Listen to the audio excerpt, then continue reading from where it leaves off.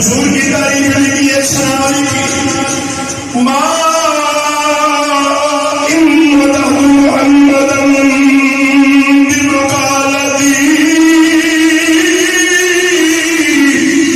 میری بات لکھنے کی وجہ سے نبی کا نام بلند نہیں ہوا ولکن مدح مقالتی بمحمد نام محمد کی وجہ سے اسی نام کو اللہ نے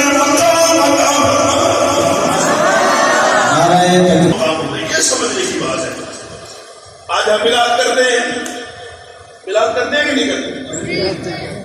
کوشش کرتے ہیں, چٹیاں لگاتے ہیں, گلیوں کو سجاتے ہیں, مسجدوں کو سجاتے ہیں, علماء بلاتے ہیں, محفل کرتے ہیں.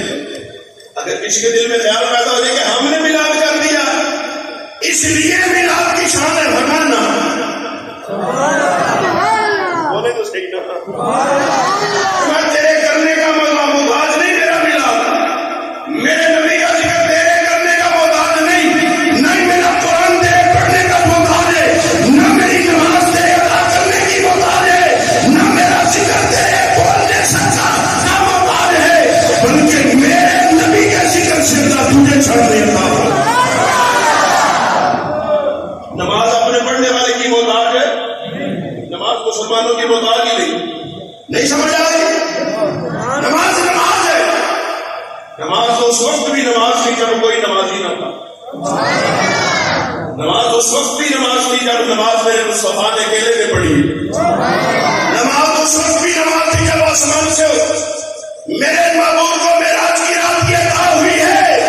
نماز کو عطا ہونے سے پہلے بھی نماز تھی, نماز عطا ہونے کے بعد بھی نماز ہے, نماز کوئی مسجد میں آ کر پڑھے پھر بھی نماز ہے, نماز کوئی گھر میں پڑھے پھر بھی نماز ہے.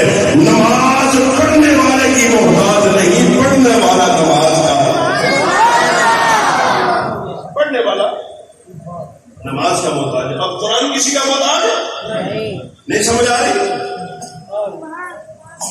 محبت سے بولے نا, قرآن کسی کا محتاج ہے. آپ نے قرآن 10 قرآن رکھ دی,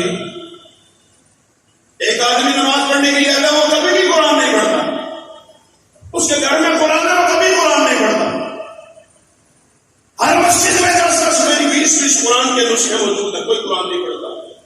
ہم نے اپنے گھر میں قرآن کو سنبھال کر رکھ دیا, کوئی قرآن نہیں پڑھتا. لیکن اس سے کیا قرآن کی شان میں کمی ہے؟ فرمایا نہ, فرمایا تیری شان میں کمی ضرور ہے.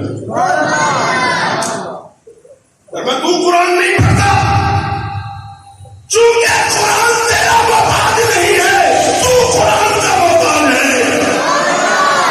عزتیں لینے والے نے قرآن پڑھ کے عزتیں لے لی ہے, عزتیں دینے والے نے قرآن کے صدقے میں عزتیں لے لی ہے.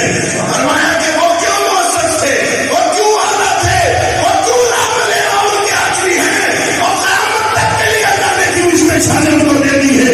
اس لیے ایک بات کہتا ہے وہ زمان